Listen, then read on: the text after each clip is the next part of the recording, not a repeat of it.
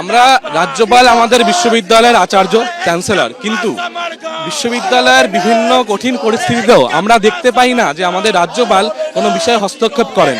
যাদবপুর বিশ্ববিদ্যালয় দীর্ঘদিন ধরে কোনো পার্মানেন্ট ভিসি ছিল না।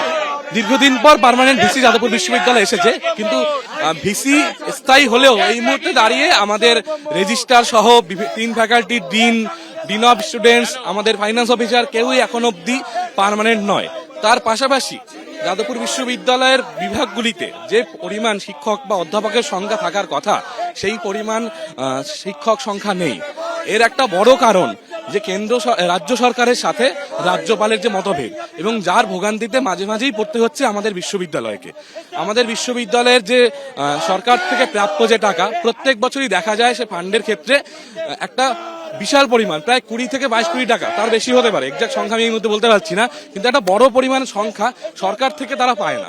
এর ফলে ধীরে ধীরে আমাদের বহু গবেষণা প্রকল্প বন্ধ হয়ে যাচ্ছে, ক্লাসরুমের বিভিন্ন রকম পরিকাঠামোর দিক দিয়ে সমস্যা হচ্ছে, বা আমাদের নিরাপত্তা রক্ষার ক্ষেত্রে মহিলা নিরাপত্তার সংখ্যা খুবই কম। সেই বিষয়গুলো কোনোভাবেই রাজ্যপাল, যিনি বিশ্ববিদ্যালয়ের আচার্য, তিনি কোনো রকমভাবে এই বিশ্ববিদ্যালয়ে দেখেন না ঠিকভাবে। তো সেখানে আজকে আমরা কনভেকশন হিসাবে উনি এসছেন, তাই আমরা দাবি জানাই অত্যাবশ্যক আমাদের আপনাদেরকে বলা হয়েছিল, রিকোয়েস্ট করা হয়েছিল যে কোনো ধরনের আজকে প্রতিবাদ না জানানো হয়, এবং সেই রিকোয়েস্টের পর আজকে আপনারা ফের প্রতিবাদ জানাচ্ছেন। প্রতিবাদ তো জানাবো, সেটা নয়, প্রতিবাদ আমাদের বিশ্ববিদ্যালয় হচ্ছে।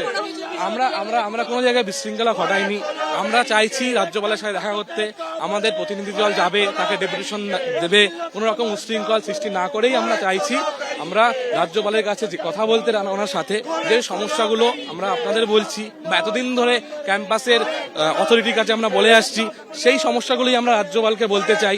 এবং আমরা চাই যেন আমাদের প্রতিনিধি যে দল, আমাদের এসএফআই এর প্রতিনিধি দল দেওয়ার জন্য সেখানে চাই। আমার নাম চিন্তন বিশ্বাস, এসএফআই সম্পাদক, আর্টস ইউনিট।